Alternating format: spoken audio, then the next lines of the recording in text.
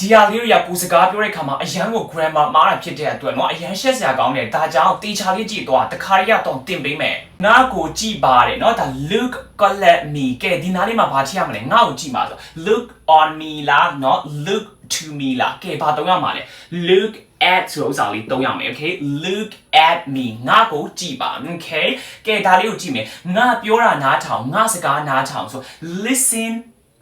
to me right ကဲ to လေးကိုထည့်မယ် right listen to me ဒါလေးကအမှန်เนาะ listen with me အဲ့လိုမျိုးသုံးလို့မရအောင်เนาะ listen to me okay ဒီလိုမျိုးကိုစကားပြောတဲ့ခါမှာစာရေးတဲ့ခါမှာ grammar ကိုစနစ်တကျမှန်မှန်ကန်ကန်သုံးသပ်ချင်တယ်ဆိုရင်ကျွန်တော်စီမှာ basic grammar တင်တန်းလေးရှိရယ် okay ဒီတင်တန်းကကိုစီမှာ Telegram နဲ့ Facebook ရှိရယ်ဆိုရင် join လို့ရပြီတခါ join ထားရယ်ဆိုရင်ရာသက်ပံတက်လုံးလေးလာခွင့်ရမယ်เนาะ full membership ရမယ်ကွာဒီ class က face to face zoom class မဟုတ်ဘူးเนาะ video class လို့ခေါ်တယ် okay တက်ချင်တယ်ဆိုရင် comment မှာ yes လို့မှတ်ပေးเนาะဒါလေးကိုကြည့်မယ်ငါ့ကိုစောင့်ပါကဲ wait let me ကဲဒီနားလေးမှာဘာထည့်ရမှာလဲ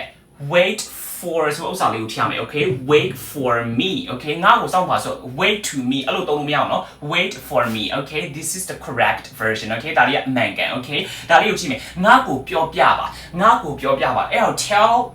ဘာမှထည့်စရာမလို okay tell me ဆိုရပြီ tell to me လည်းတော့လို့မရအောင်เนาะ tell me ဒါဆိုရပြီ okay ဒါလေးကိုကြည့်ငါ့ကိုပြုံးပြပါဒါလေးကိုဘယ်လိုပြောရကြမလဲ okay smile